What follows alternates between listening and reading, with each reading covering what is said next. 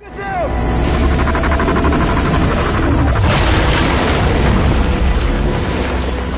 What the hell's going on? To be honest, Mr. Jackson, I have absolutely no idea.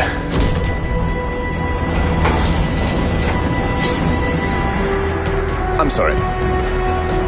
Who exactly are you? I'm the Doctor. I'm a Time Lord. I'm from the planet Gallifrey in the constellation of Kasterborous. Says who? You got a problem with that?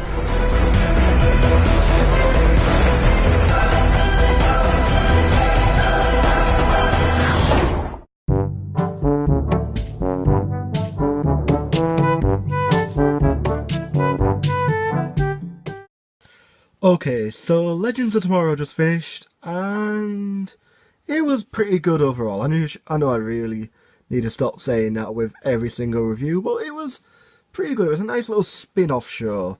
I see it more as a spin-off of The Flash, even though that was a spin-off of Arrow, but let's just get straight into it. So, characters, I normally go over characters first and say whether I liked them or not. And there's quite a few characters to go through, so this is going to be a bit more of a quick fire kind of thing. So let's get straight into it. First up, we got Rip Hunter, who was played by Arthur Davil, who people know from Doctor Who. A bit weird that he's in both things. That's probably why.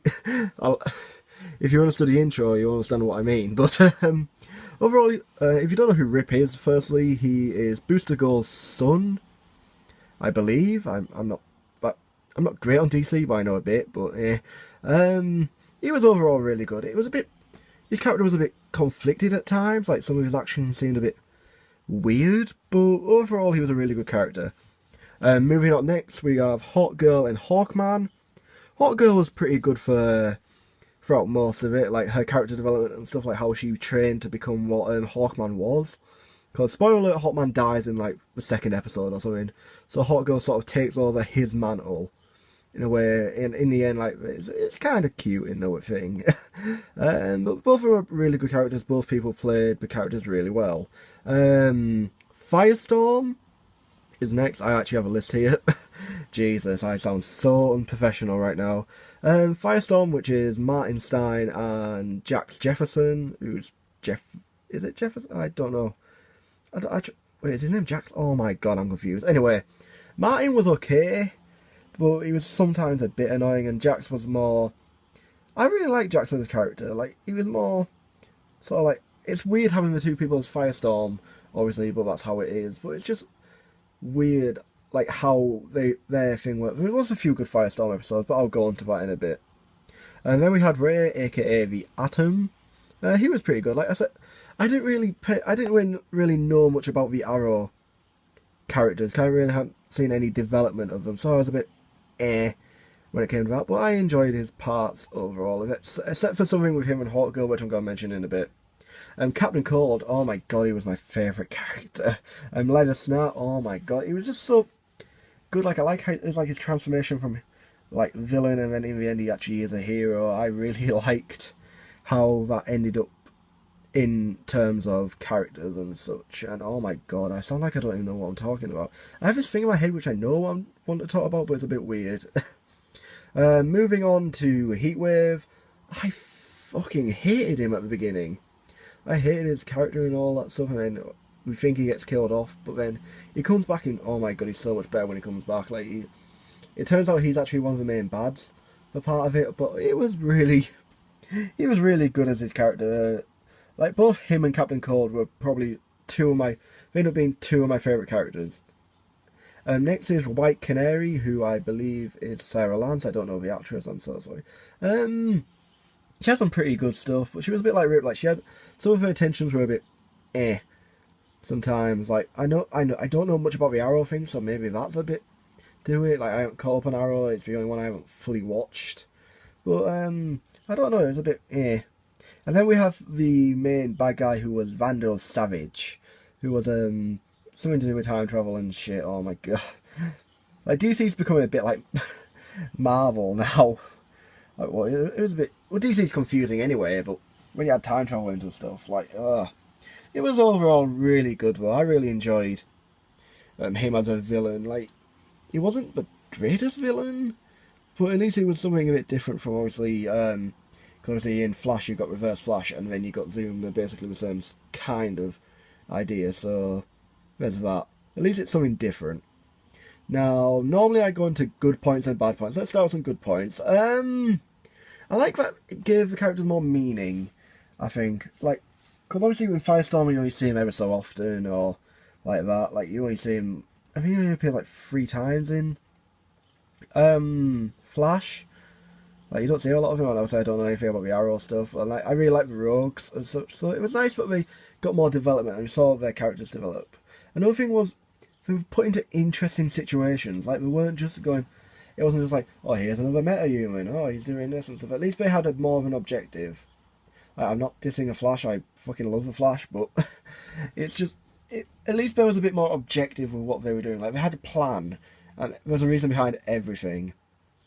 I also like how they acknowledged the whole, like, how time works in that sort of way. But like, we don't, like, Doctor Who always does that, where it's a bit like, oh, you don't need it explaining and stuff. And the Flash is a bit like as well, but at least with this, it gives a bit of context on how things worked and such. But it was quite interesting. Another thing I like was, there were certain character relationships which I saw coming out, which was quite nice. First notable one was Snart and Sarah. I know they kiss and stuff, all the fangirls, but I really liked how their relationship sort of like evolved. Like, she always saw him as that thing, and he saw her for what it was. It was quite nice, and the end was quite sad. I know this is quite been spoiler free, but I'm gonna go on to spoilers, so you might want to leave if you don't know. Basically, Snart and Sarah kiss, and all fangirls like, oh my god, it's so cute because you know she's bi, and oh my god, I'm gonna get kicked in the teeth for probably saying that.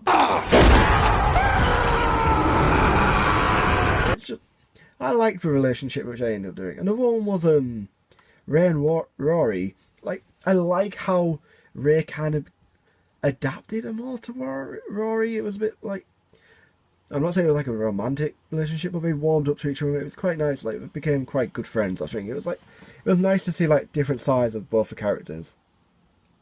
Now, some bad points.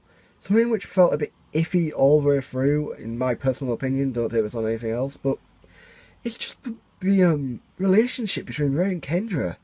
Like, it just felt iffy all the way through. Like, if you don't know, Hawk Girl was introduced in The Flash, and she originally was dating Cisco, who is known as Vibe, if you don't know, but it's just a bit iffy in a way. Like, the relationship felt a bit like, oh, it's just there just for the sake of having a relationship in the story. Like, it came out of nowhere. I remember it being like, wasn't it Jax who, like, it started forming this love triangle. It was a bit, like, Jax wanted to ask Kendra out, and then it was a bit, because it was literally, I think it was an episode after Carter died. It's just a bit, it's a bit iffy. It felt a bit too pushed in. And the final thing I got is, seriously, DC, don't lie to us. This is not really a thing on the show, but it's just something, like I said, I love the show. But the thing is, though, it's just a bit, they promoted it, like, when it first came out, they promoted it so differently. So, like, for example, one of the things was, well, firstly, the Arrow and Flash were in there. Like, the Arrow was in there for one episode. Like, there was no Flash. I was like, well, this isn't the team I thought it was. Why did you lie to me, DC? Like, seriously, I wanted more Flash. Like, it's just a bit, Like, I would have preferred to see, or at least a mention. Like, I know this is me sounding a bit like a Flash fanboy right now, but it's just a bit, like, don't put it in a trailer and then don't do anything with it. At least have, like, at least a cameo appearance or something like that. Oh, wait, we're too busy with the Supergirl thing. That's coming soon as well, that review, yay. Still need to finish it. Totally forgot about it, actually. So, overall, I enjoyed the series. It was nice to see a different take on certain characters and stuff, like, see a bit more character development for the other, like, the extras. That's basically what they are. They're extra characters made into a main character TV show. That's basically what it is. So, like I said, there was things I enjoyed, like the backstory and stuff, and time travel and all that stuff. Just, literally, actually, I think really bad thing was the Ray Kendra love story, which, like I said, I'm still a bit iffy on.